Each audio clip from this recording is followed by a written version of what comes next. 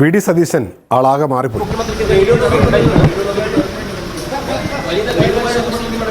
കണ്ടാ മിണ്ടില്ല, ചോദിച്ച മറുപടിയില്ല. അങ്ങോട്ട് വിളിച്ച് ബൈറ്റ് തന്നിരുന്ന മനുഷ്യനാണ്.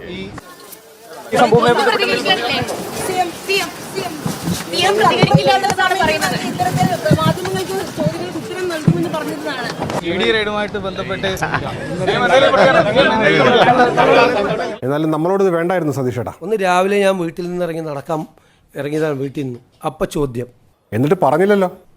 അത് കഴിഞ്ഞിട്ട് ഞാൻ വീണ്ടും അകത്ത് കയറി കുളിച്ച് പുറത്തേക്ക് ഇറങ്ങിയപ്പോൾ വീണ്ടും മൈക്ക് വെച്ച് ചോദ്യം. ആദ്യം പറയാത്തതുകൊണ്ടല്ലേ രണ്ടാമത് ചോദിക്കേണ്ടി വന്നത്. ഞാൻ കേരള ഹൗസിലേക്ക് കയറുമ്പോൾ ചോദ്യം, ഇറങ്ങുമ്പോൾ ചോദ്യം. കയറുമ്പോൾ പറഞ്ഞിരുന്നെങ്കിൽ ഇറങ്ങുമ്പോൾ ചോദിക്കില്ലായിരുന്നു.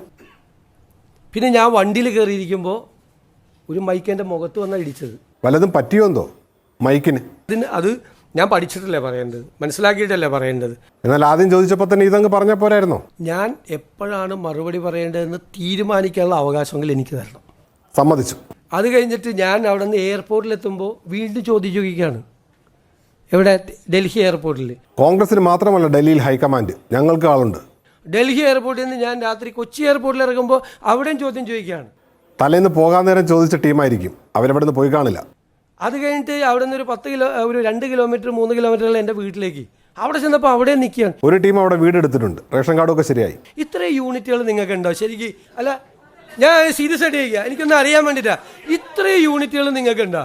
65 MLA-മാരുള്ള കോൺഗ്രസിന് 75 മുഖ്യമന്ത്രി സ്ഥാനാർത്ഥിമാരാകാമെങ്കിൽ ഞങ്ങൾക്കും കുറച്ച് കൂടുതൽ യൂണിറ്റ് ഒക്കെ ആകാം. പുറമെ നിന്ന് നോക്കുന്നവർക്ക് it's an interesting job. But ഞാൻ പറയുന്നു, ഇതുപോലൊരു നശിച്ച ജോലി എന്റെ പൊന്നു സുഹൃത്തുക്കളെ വെറുത്തുപോകും. എന്നിട്ടും ഡെയിലി ഞാൻ ആ ജോലിക്ക് പോകും. രണ്ടറ്റം കൂട്ടി മുട്ടിക്കണ്ടേ?